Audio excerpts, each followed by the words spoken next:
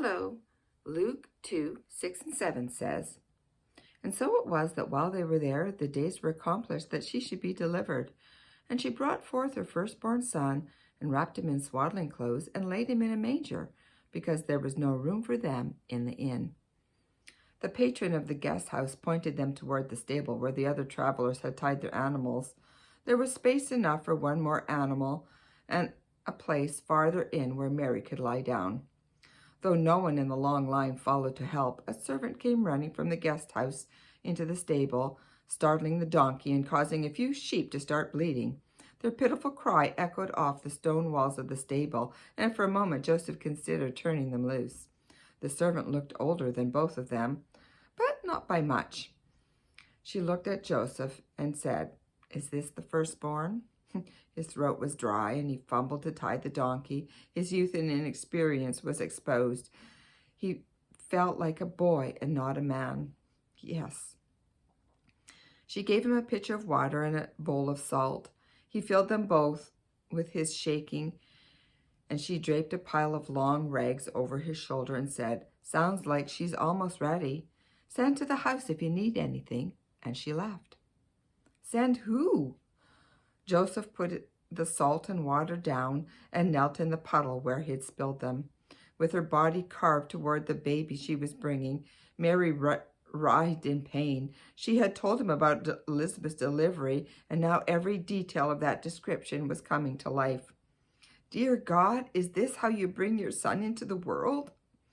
In the dark night, with bleeding animals and a crying young woman accompanied by a terrified young man?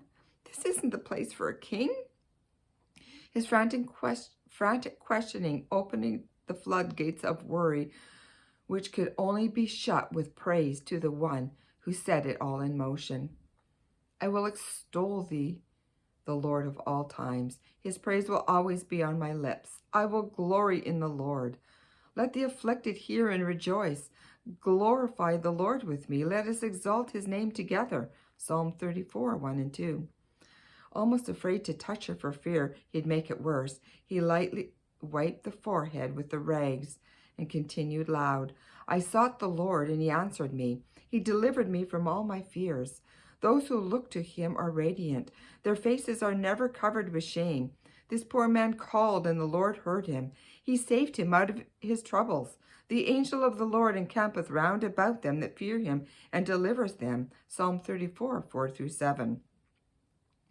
It's hard to imagine that in his providence and in his foreknowledge, his plan, which made before time began, was coming into fruition in a dark and unlikely place. And he did it on purpose, clearing out the delivery room of busy guests, distracted workers, and bringing a quiet place in the midst of bustling Bethlehem.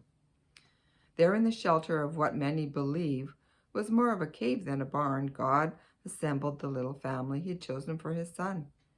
The frightened stepfather wandering and praying, the highly favored mother sweating and crying, holding her breath and gasping, and himself, the great I Am.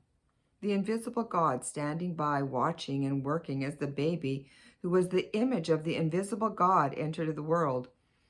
He who invisibly stood by orchestrated every detail behind the scenes.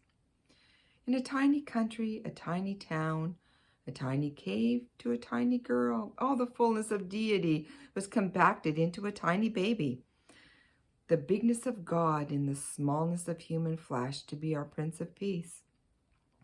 Peace in the midst of turbulent, unexpected circumstances can only be explained as God's peace. God's peace, as the Apostle Paul wrote, surpasses understanding. To have peace that comes from knowing God's word, his undeniable presence, is better than understanding the hows and whys in the crisis of the moment. The assurance of his word and his presence always provides a sense of calm that can't be explained away. It surpasses understanding. If it is our desire to be faithful, chosen, and used by God's glorious plan, we can expect a sometimes harrowing ride. Though the people God uses are ordinary, his methods rarely are.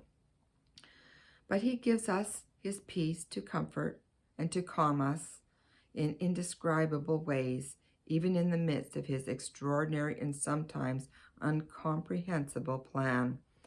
Dear Lord, deliver your servants, sometimes by the help of others, sometimes by your presence alone, sometimes by giving peace that is beyond understanding. Thanks for listening to this morning, and happy Christmas Eve. I hope you have a wonderful day.